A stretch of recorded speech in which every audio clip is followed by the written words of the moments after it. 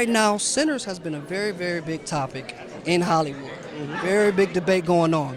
What do you think makes Hollywood so uncomfortable with black cinema succeeding on their own terms? Well, because then we're not beholding to Hollywood in general as we have been in the past. So, Michael B. Jordan has been able to show that he's been able to do something that hasn't been done before, and the powers that be don't like it because this, takes them out of their comfort level. And he should do more. He should do 5 or 6 more of those. Because it was absolutely brilliant work. What is it? What's something young actors don't realize about longevity in this industry? That in spite of the technology, there's no such thing as overnight success. I didn't move to LA until I was 40. So if anybody tells somebody that they can't do it or that they're over the hill, you're just beginning. So keep doing it, keep climbing. Thank you so much. Thank you so much. I'm your man, Kenny over at EURweb, and we're here with my guy. K.I. K.I. in the building from the great movie Moses the Black. So look, there's a lot of heavy hitters in music on this set. A lot of dope artists. In your opinion, who held it down with the playlist? Who kept it rocking? Who was the one that got set going? So, to keep it 100 with you, you know what I'm saying, Wiz is the one who's over the playlist, over the soundtrack. I haven't gotten a chance to hear it yet. Okay. But if I know Wiz, I know that motherfucker gonna be heat. It's gonna be fire. Yeah. It's gonna be fire, for sure. Now let me ask you this. There's been a lot of discourse lately over the film Sinners. You know what I mean? It makes Hollywood feel a little uncomfortable. You know what I mean? Why is it so important to keep black cinema and TV shows relevant in this film culture? And why does a movie like this make sense for this time? I'm gonna take the shades off. Take them shades off now. Nah, this real. Yeah, get real. I think it's important because black cinema is what really controls the narrative if you break it down, right? If you go historically over film, the film industry has always pulled for our stories to make a difference, to draw people in. You know what I mean? It's no different from this film. If you're talking about spirituality, you're talking about the culture of our people, right? Because that's true spirituality. And that's what this movie is about. I think that everything we offer, American culture, is black American culture. You know what I'm saying? And we continue to try to step over that. Not us, but, them. Yeah. So we got to be unapologetic about it. And that's what I intend to do with my career and every role that I take. You know what I mean? So we here and we forever here. We always been here. Sir, faith means different things to different people, especially in our community. Why do you think it's so important to reflect that in this complexity? Faith is sort of the foundation of humanity, right? Even for people who are, let's say, science-based thinkers, there's a faith to believing in science. I think there's in the human story, faith is that thing that drives us because it's connected to your imagination. Do you follow what I'm saying? Yeah. Nice. Now, you've been doing things for quite some time, a very prosperous career. What is it that young people often don't realize takes for longevity in this industry? That's a great question. Listen, longevity, it takes patience, right? And that's really the key. It takes patience, and with that said, you want to build. It's like, I don't want to use this, the metaphor about a marathon, but it really is that. And I think that when we're young, we're so ambitious, we want to do it all. But look at it like tending to a garden. It takes time to help cultivate a beautiful garden. Flowers don't grow overnight. They take time. And so you got to look at whatever endeavor you may be passionate about. Take the time to cultivate it. It's home-cooked food. It ain't fast food. Yeah. You know what I mean? Yeah. And at the end of the day, when everyone is feasting, you get your rewards then. Absolutely. One last question. What will it take for you to get us a Love and Basketball series? Okay. I don't know, because What do we need? that's not my call. I mean, if you could get a few Brinks trucks full of money now. Okay, there we go. Nah, I'm just joking. No, I think that, it's such a blessing loving basketball to have been a part of that. And I've spoken with Gina Prince, who, obviously wrote and directed film.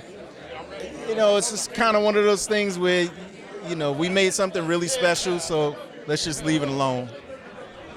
Can't be mad at that. Yeah, Absolutely. yeah, no doubt. Thank you so much, sir. Congratulations. Pleasure. Let me ask you this. This is a black movie, black cinema.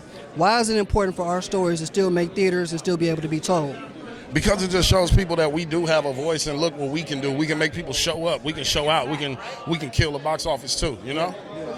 We can do all of that. Yeah, it's great, bro. And it just shows those up and coming creators like, hey, those filmmakers, those actors, like, look, continue to push forward with those stories because they can and will be told to a large audience. Absolutely. Now, from this film, who would you select to come be your right-hand man on your season of Power? Omar. That's a good pick. Why Omar? Because he a legend, man. Yeah? I'm going Omar, he a legend. What character from what movie did you have him be? Jay Reed from N2D. Oh, you know your stuff. Yeah. You know your stuff. Okay. I want That's Jay Reed. that's a killer right there. Jay Reed to get it done. Yeah. Oh, absolutely. Yeah. My God. Number luck, okay? Hi, my name is Chukwudi Iwuji, and I play Moses the Black. And besides that, he is top 3 Marvel supervillain all time. I need everybody to understand that. Okay. Speaking of which, with this, what kind of complexity does this character require that is different from you playing a supervillain like you've portrayed? Well, it's a very personal, I think it goes into a very personal place that I've never played before because, I come from, a family that's very steeped in their faith and everything, and I've always questioned spirituality with me. So playing a character that goes through that road to Damascus moment was very important for me. He was also a gangster, so there's that side of it also. So I feel like it's a deeply complex role because also my presence in the film is all very impactful when it happens. So for me, it was very important to make sure that I delivered what I felt this guy represented every chance I had. Yeah. Absolutely. And you mentioned religion, and to our people, black people, religion can be a couple different things. Yeah, Everyone yeah. sees it differently. Yeah. How do you go about it, putting it into this film that it feels authentic and touches the masses in a certain way? That's exactly what it is. I feel it's all about the best of religion, the best of faith, the best of spirituality, the best of humanity is when you touch everyone with it, that you don't exclude, and that by how you behave and how you act, everyone feels included. You know what I mean? And I feel what's great about this script is that it's not a spiritual film, it's not a gangster film, it's not any of these things, it's all these things in one, and they can actually exist at the same time. So that was big for me. One more question. Sinners has been getting a lot of discourse a lot lately. What is it about that film that you think makes Hollywood kind of shiver a little bit when it comes to black cinema doing things on their own terms? Yeah, I think it's wonderful when, as you say, black cinema tells people we don't only tell one kind of story. All this sort of storytelling, whether it's vampires, whether it's about musicians, whether it's about classical music, we all have that too. Does that make sense? And I think what's beautiful about Sinners is like we're going to take one of the most popular genres, the vampire genre, and say it doesn't just belong to one demographic. We can do it also and make it work. And that was what was beautiful about it because I love horror. I love vampires. And watching that happen, I was just like, oh, God, this is about time, about bloody time. Excuse my French. We are here with the director, the extraordinary, Yelena Popovich.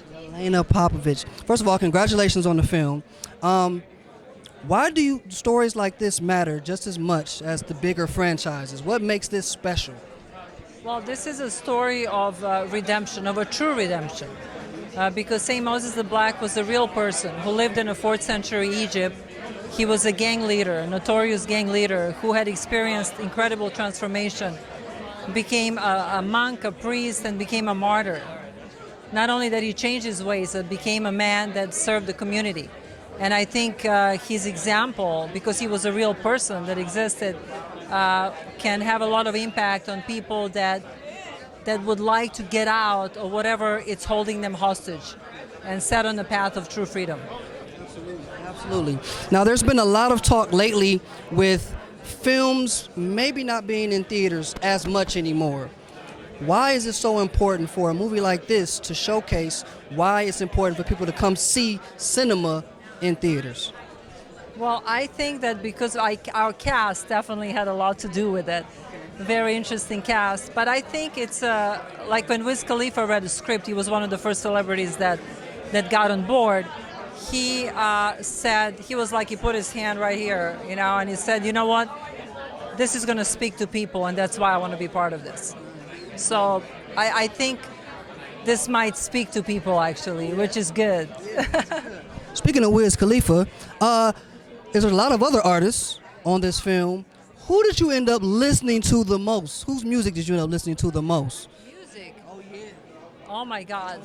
You know, you put me on the spot. I can tell you I think it's Wiz and 50 Cent. So the reason I listen to Wiz is because of my 25-year-old son. I'm 50. I don't mind. If I'm 60, I'll say I don't care about that. I believe in eternity. I believe in love and light. So I don't care about my age. So it wasn't so. My son was in love with the Wiz Khalifa songs, and that's how I listen to them. So there we go. And you spoke about 50 Cent. What is it like having him on as an executive producer? How hands-on was he when it came to this? You know, I'm very grateful to him, and he actually came on the set. And usually, you know, sometimes, you know, people visit the sets, they're there for like 15 minutes, but he stayed for 2-3 days. He was very supportive of this project. He's been supportive. He's very excited to be here tonight, and I'm just beyond grateful. I mean, what can I say about that? Thank God. Well, thank you so much, and congratulations again. Looking forward to watching. Thank you, Mr.